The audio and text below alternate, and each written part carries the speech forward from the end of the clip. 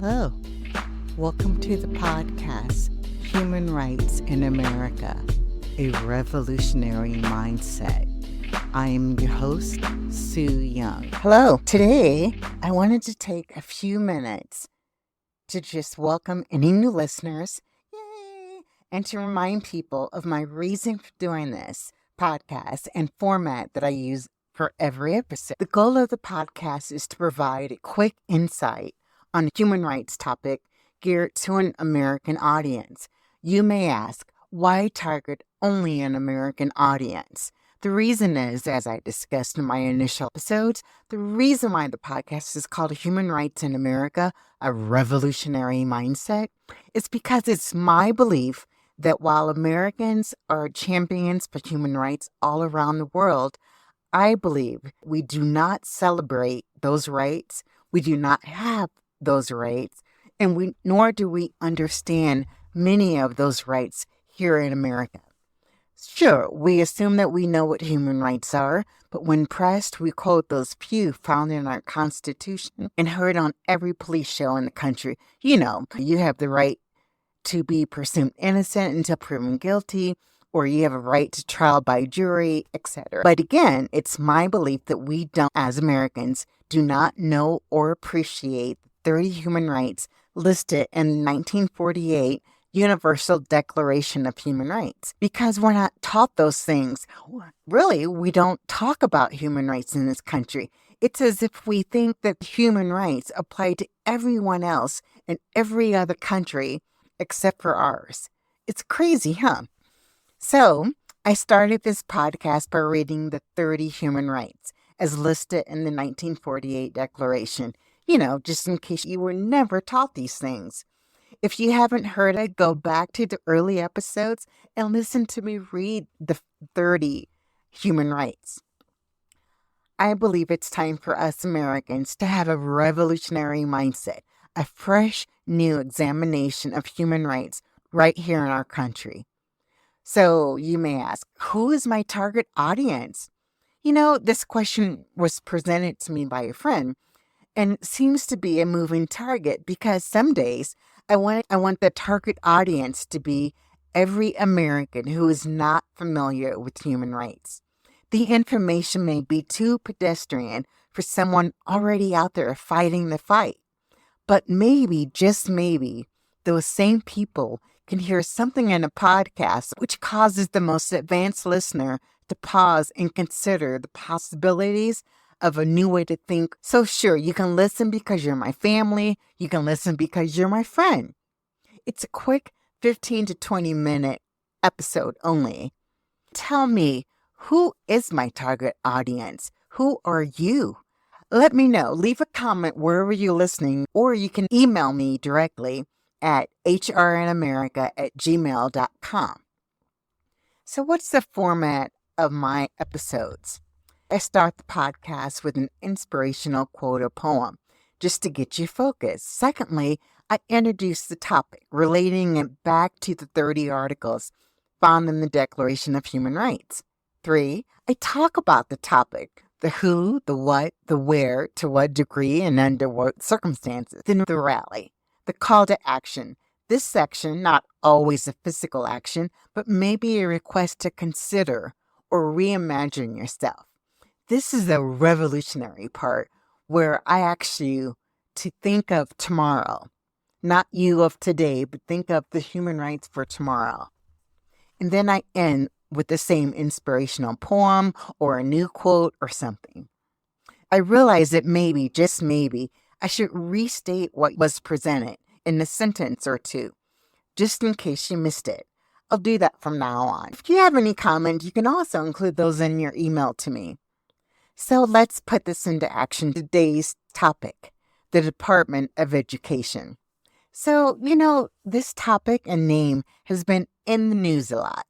And I have to admit, if we were in an elevator and someone pressed me to explain what the Department of Education does, I don't think that I could give them the correct answer. So I looked it up and researched a little. So first, I want to start with a poem or a quote. Today, it's a poem, an excerpt from The Educator by Ralph Waldo Emerson. The great end of education is not knowledge, but action. It's not learning. It is not teaching, but it's the application of the mind to the heart, to the soul, to the great and the good, the invisible connection to the visible world. I always relate the topic back to the source, the list of the 1948 Universal Declaration of Human Rights. Article 26 asserts that everyone has the right to education, which should be free, at least in the elementary and fundamental stages, compulsory for elementary education, generally available for technical and professional education, and equally accessible to all on the basis of merit for higher education. Most importantly, education results in the full development of the human person is also enshrined in other international conventions, including the International Covenant on Economic, Social, and Cultural Rights, and the Convention of the Rights of a Child, and Article 26, which I've just read you, of the Universal Declaration of Human Rights, which all include the right to full development of the human personality. So today's topic, the Department of Education. What is it? Well, it's been in the news. CBS News reported, quote, Trump signs executive order to begin dismantling Department of Education. I had this quote on my desktop all through law school. It said, I really don't know until I prove that I know. So instead of fudging around the edges with what does the DOE do, I looked it up. So here it is. Its origins go back to 1867. President Andrew Johnson signed legislation creating the first Department of Education. Its main purpose was to collect information and statistics. Beginning in the 1950s, political and social changes resulted in expanded federal funding for education. In October 1979, Congress passed the Department of Education Organization Act, created by combining offices from several federal agencies. The department began its operations in 1980. Did you guys know that? I didn't know that. I learned something new. So when Congress created the department, which means that Congress is the only entity that can dismantle it, it declared these purposes: to strengthen the federal commitment to ensuring access to equal educational opportunity for every individual, to supplement and complement the efforts of the state, the local school systems, and other instrumentalities of the states, the private sector, public and private educational institutions, public and private nonprofit educational research institutions, community-based organizations, parents, and students to improve the quality of education, to encourage the increased involvement of the public, parents, and the students in federal education programs, to promote improvement in the quality and the usefulness of education through federally funded support, research, evaluation, and sharing of information, to improve the coordination of federal education programs, to improve the management and the efficiency of federal education activities with respect to processes, procedures, and administrative structures for the dispersal of federal funds, as well as the reduction of unnecessary and duplicative burdens and constraints, including unnecessary paperwork on the recipients of federal funds, and to increase the accountability of federal education programs to the President of the United States, the Congress, and the public. Recently, according to a formal statement by the U.S. Department of Education, Secretary of Education Linda McMahon released the following statement: We are sending education back to the states where it so rightly belongs. Education is fundamentally a state responsibility.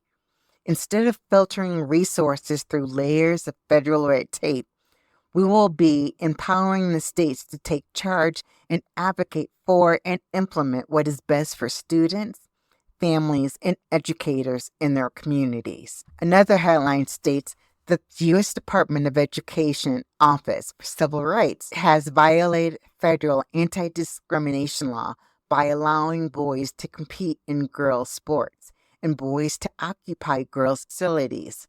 Another headline indicates it is investigating Illinois Department of Education violations for alleged violations of Title IX by girls in the schools to share their locker rooms with boys.